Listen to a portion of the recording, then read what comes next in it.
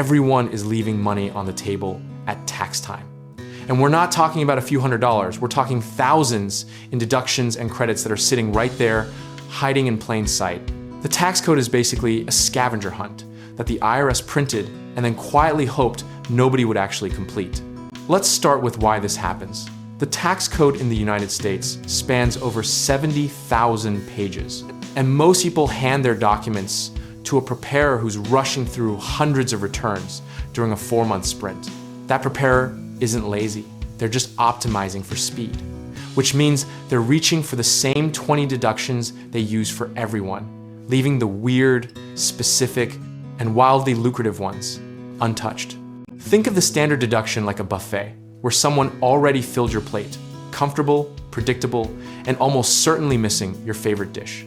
The people who win at tax time are the ones who walk the whole line and ask questions the chef didn't expect.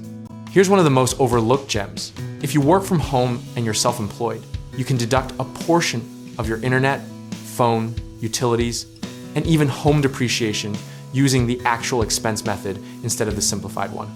Most preparers default to the simplified method because it's easier, but the actual expense method can triple or quadruple your deduction depending on your square footage. Did you know that if you're a teacher, you can deduct up to $250 in classroom supplies? But if you're also pursuing an education-related credential, you may stack the educator deduction on top of the lifetime learning credit. The IRS basically built a combo move into the code, and almost nobody throws the second punch. Here's where it gets beautifully absurd. If you're caring for an elderly parent, a disabled sibling, or even a college-age child under 24 who you support financially, you may qualify for the dependent care credit, the medical expense deduction for their costs, and potentially head of household filing status all at once. Most people claim one of those, shrug, and move on, not realizing they just left a 3-course meal on the table and only ate the bread. Let's talk about the energy efficiency credits, because this one is legitimately underused and the government practically begs you to take it.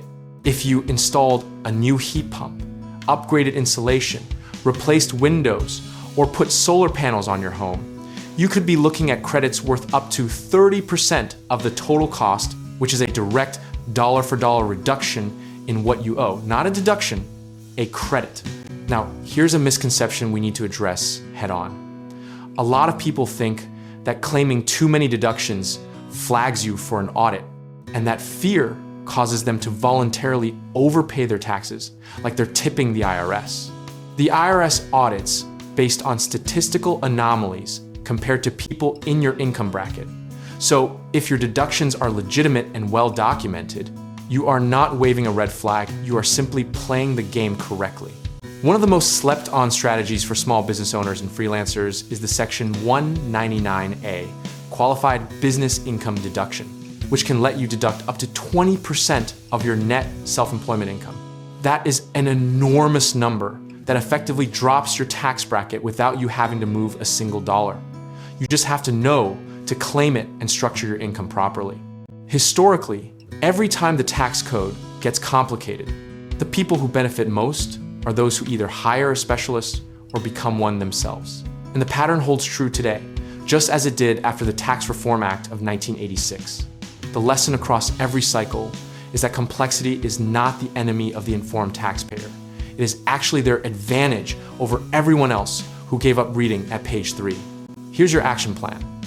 Keep a dedicated folder, physical or digital, where you drop every receipt, every mileage, log entry, every charitable donation, text confirmation throughout the year, because the deduction you can prove is worth 10 times the one you vaguely remember. Discipline in your record keeping is what separates the person who gets a refund from the person who gets an audit letter asking where their proof went. The philosophical truth underneath all of this is that the tax code rewards preparation, specificity, and patience, not panic filing in April. You don't need to be aggressive or creative in a dishonest way. You just need to be thorough in a way that 90% of filers simply aren't. The size of your refund or the reduction of your liability is not determined by luck, it's determined by process. And process is something you can control completely. Every overlooked credit is just a question you forgot to ask. And now that you know to ask it, the answers are worth real money in your pocket. And if you're ready to take that same disciplined, research-driven mindset into building wealth through real estate investing, home contracting projects, or securing the right lending, check out our links in the description below and let us help you get started.